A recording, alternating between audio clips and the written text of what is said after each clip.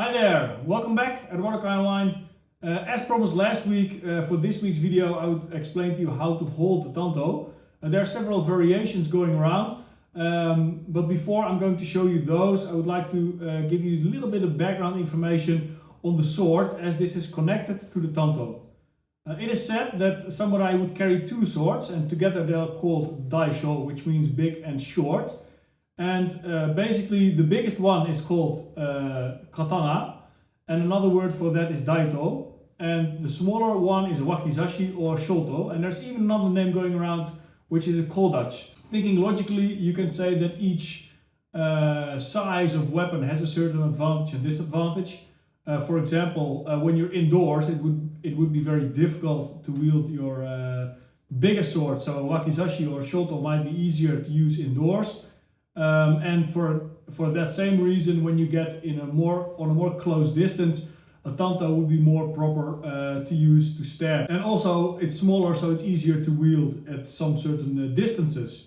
So the connection in that sense would be that you have a big sword, a shorter sword, and an even more short sword, which is finally the Tanto. And for me, it would be most logic that all of these weapons are used in the same manner.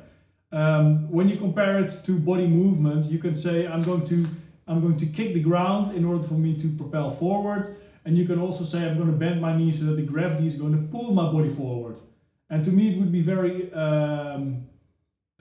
illogical to say that in one kata you have to kick the ground and in another kata you have to let the gravity do the work for you, since you're trying to program your body to react on a subconscious level, which means you have to train it over and over and over, and confusing your body doesn't help. So in that sense, looking from that perspective, it would be most logic to use the sword, the daito, the shoto and the Tanto all in the same manner. When you draw the sword, and bear with me since I never practiced this, basically this is the posture, which means that the blunt side is on the top and the sharp side is on the bottom. And there are several different kind of techniques, obviously, which I will not be addressing in this video, obviously since it's not a topic, but as well as I'm far from an expert to explain any of these techniques.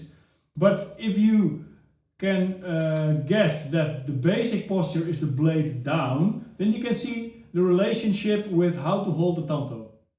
So if you're looking at the relation between the Tanto and the sword, then obviously the blade should be pointing down. One of the advantages is obviously the connection, so you don't have to program your body in a different manner. You can stab, you can slice in the same action without altering your grip. That's one of the advantages.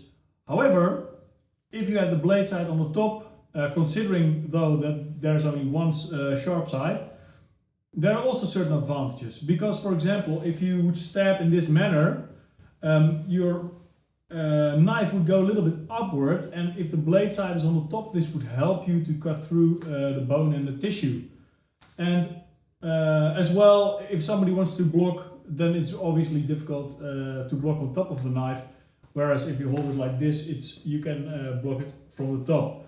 However, when it's a double-bladed knife, that kind of argument goes right out of the window. So then there's the other one. You can say it should be with the blade on the inside, and now you can use the same argument that when you cut, the edge will help you to cut through, and you can stab with it as well. That said, when you're having it in this manner, you won't get the advantage of the blade on the inside. However, it's very easy to cut and strike because the blade is on the front. And also when somebody attacks you, you can protect your arm with it in this manner. So as you can see, each way of holding the Tanto has its advantages and disadvantages. Make sure to pick your way wisely. Anyway, I hope you enjoyed this video. I hope it was interesting for you. And of course I can give you a heads up for next week. For next week, I'll give you a walkthrough for Shinto. I'll also put up all the pictures from the front view in the blog, and the week afterwards we'll be covering training methods for Hikiashi. Thanks again for watching and stay tuned for next video.